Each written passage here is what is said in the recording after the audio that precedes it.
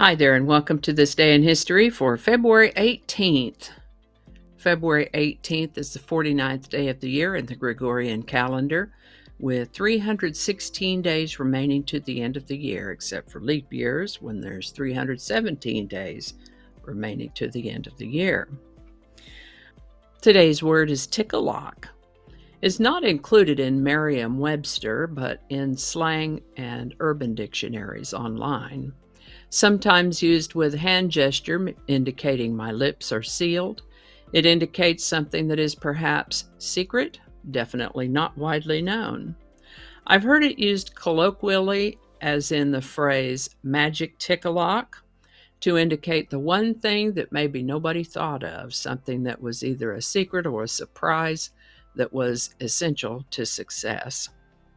The phrase has been around at least for decades, but I was unable to run down any more definitive history on it than that.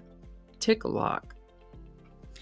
We're going to start in 1791 when Congress passed a law admitting the state of Vermont to the Union. This is the birthday of Louis Comfort Tiffany, born February 18, 1848. He's known as a stained glass artist, but he started out as a painter, and you can definitely see the painterly influences in his stained glass pieces. Lovely work. Mr. Tiffany lived to the age of 84. On February 18, 1885, Mark Twain published The Adventures of Huckleberry Finn. Huck Finn first appeared in the book The Adventures of Tom Sawyer. Tom and Huck were a couple of adolescent-aged boys in the mid-1800s. Quite the adventures, those two. Definitely worth the read. Now, we've talked about Pluto before. It was discovered on February 18, 1930 by astronomer Clyde Tombaugh. Ray Charles was on the road touring in the mid to late 1950s. He was contractually obligated to play a 4-hour show, and one evening late in 1958, they got done, ran out of songs about 12 minutes short of the 4-hour mark. So he improvised, playing, singing whatever fell out of his mouth, and oh my goodness, the crowd loved it. This was the beginning of the song, What I Say.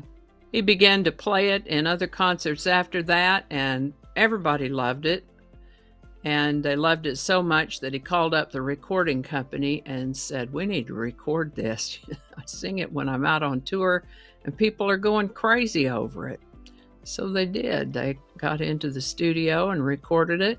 He'd already enjoyed some success in the R&B genre and had been touring since 1954, but What I Say was the magic tick-a-lock that broke him into mainstream pop. Netted him his first gold record, What I Say by Ray Charles. Link in the description. And I think that's going to do it for us today. Thank you so much for watching. Consider subscribing if you haven't already. Feel free to share this video with the link in your email, messaging, or social media. If you enjoy this series, you can check out the playlist that contains these videos. I'll put a link to that in the description. That description lives on YouTube, so for other platforms, I'll include a link to my blog page that is called, no really. You can also find me on Rumble, Parler, BitChute, and Getter. All those links in that description. Alrighty, that's all I can think of right now. Thanks again, and I'll see you next time.